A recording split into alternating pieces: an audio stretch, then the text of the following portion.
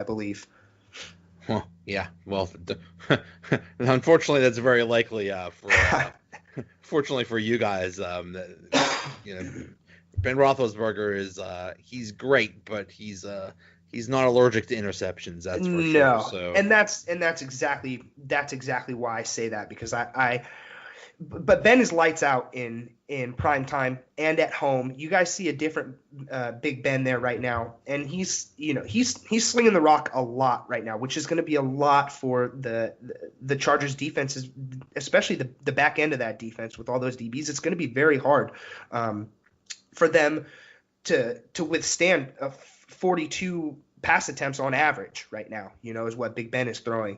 And you also have AB, who's tied for receiving touchdowns, and he leads the league with 11. You also have James Conner in the backfield, who's third in rushing yards. And then you have Juju, who is just he is killing it his sophomore season right now. He's sixth in receiving yards with 1,055 right now.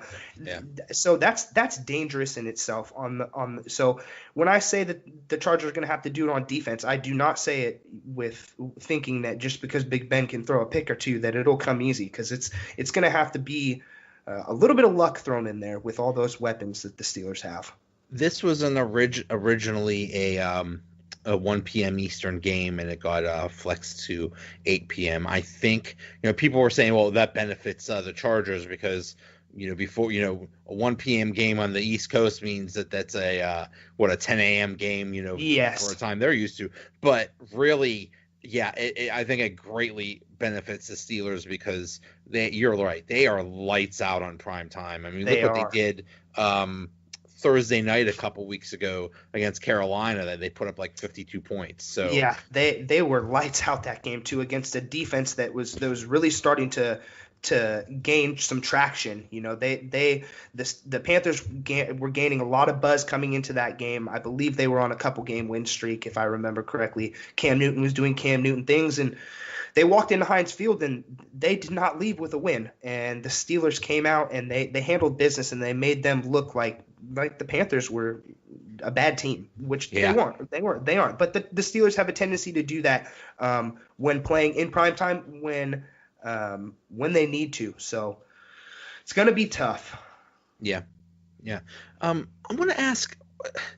Okay, so to me they'll always be called the San Diego Chargers. I don't, it's so weird that they're in LA now. What Yeah. are where where are you? Are you in San Diego or LA or where?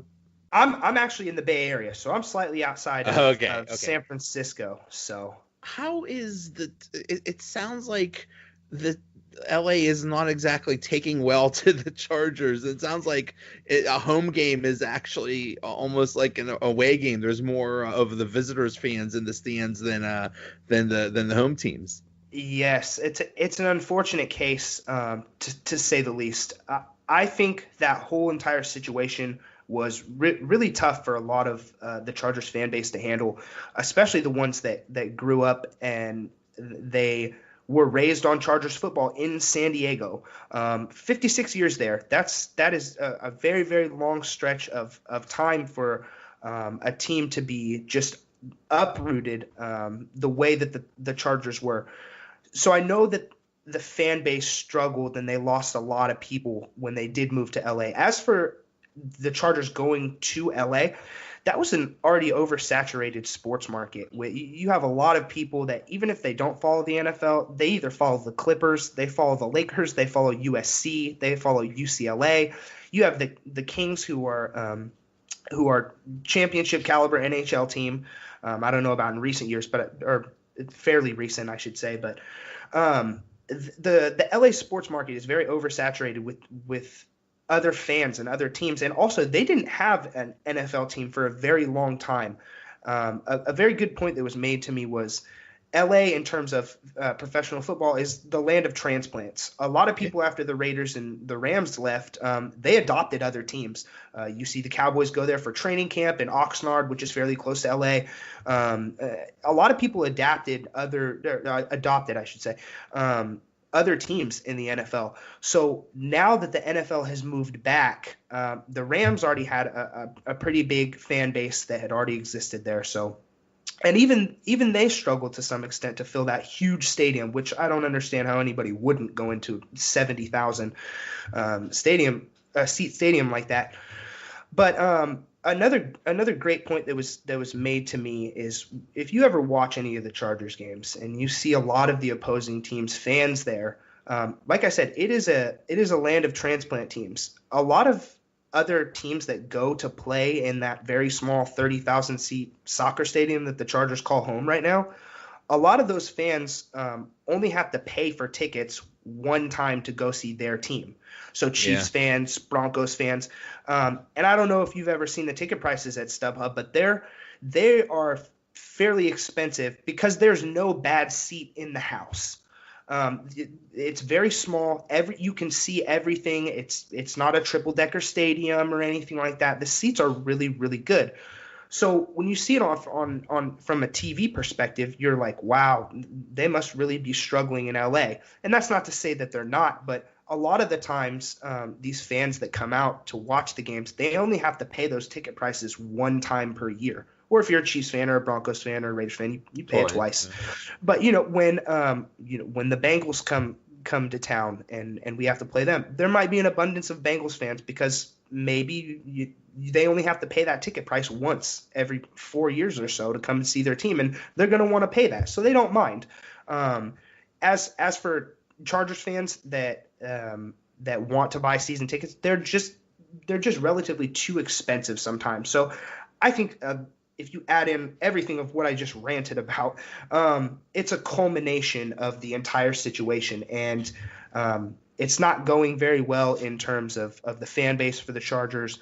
But they are winning games, and you just have, as a fan of the team and as a fan of football, you just have to hope that they continue to win or that they continue to make an impact on the NFL that says that they can gain their fan base back, or I don't want to know what comes after that.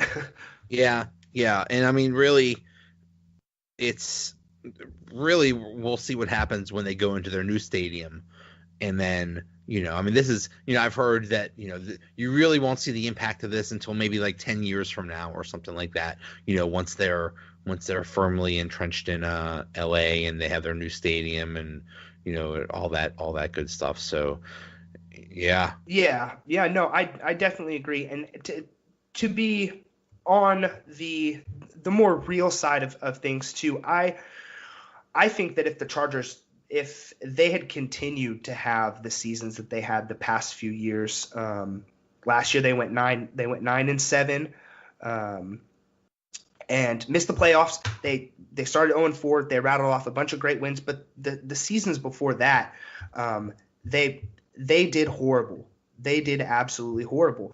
The 2017 season was the best in the past 5 years, probably. 2016 they went 7-7. Or no, they did not go 7-7. I'm sorry.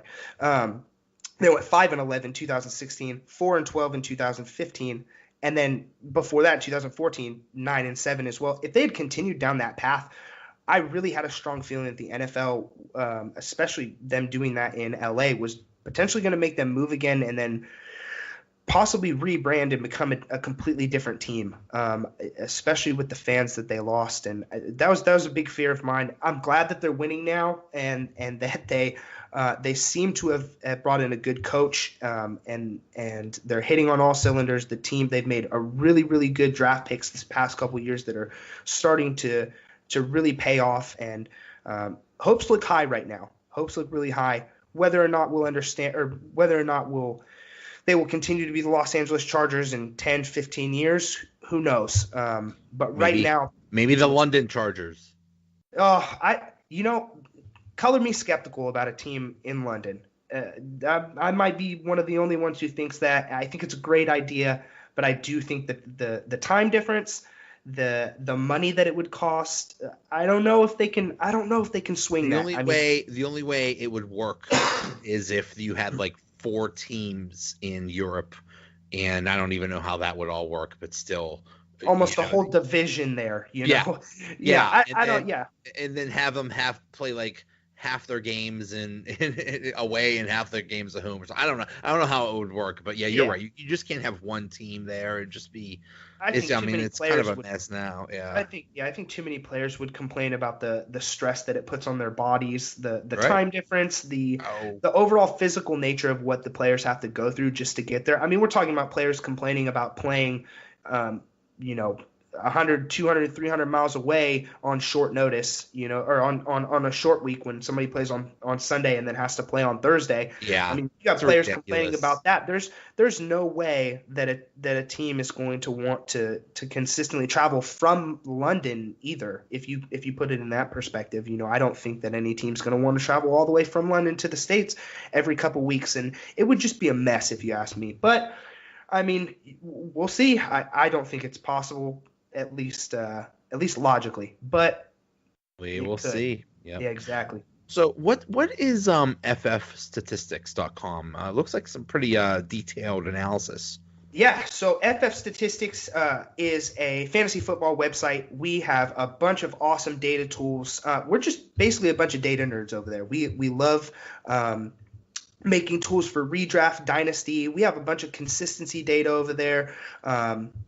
Under a lot of the tabs, data analysis tabs, you can go in there. You can see player and team patterns if you ever click on the tab. Just for example, you can see heat maps for quarterbacks that have their passing statistics, rushing statistics, receiving statistics. We basically cover all of the ground for your fantasy needs. Any statistic that you want, opportunity ratios, quarterback coaching history, home and road splits, rookie prospect data, anything you can think of that kind of to give you an edge in the fantasy football community is what we do over there. And we also have a couple of podcasts, DF Statistics podcast, fantasy FF Statistics podcast, and we're actually in the middle of launching a third one, which I will be a co-host of, called The Youth Movement.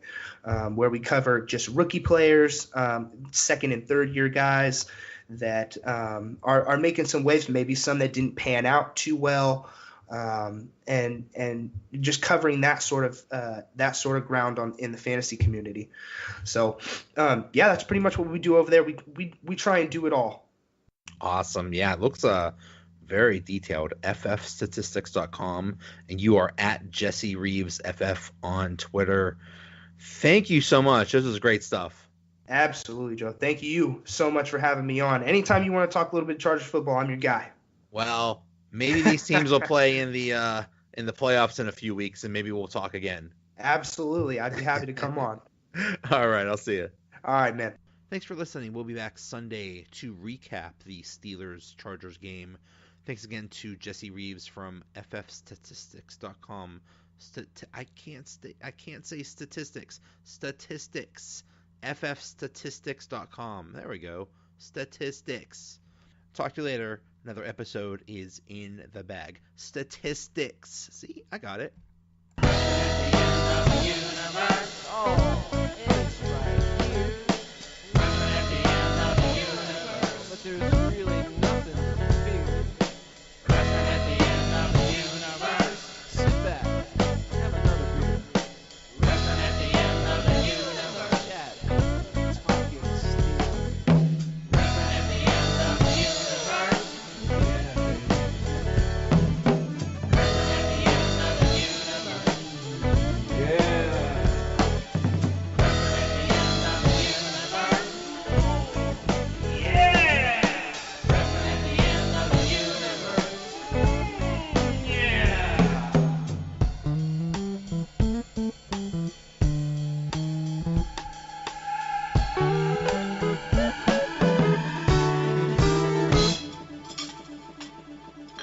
Special or coffee?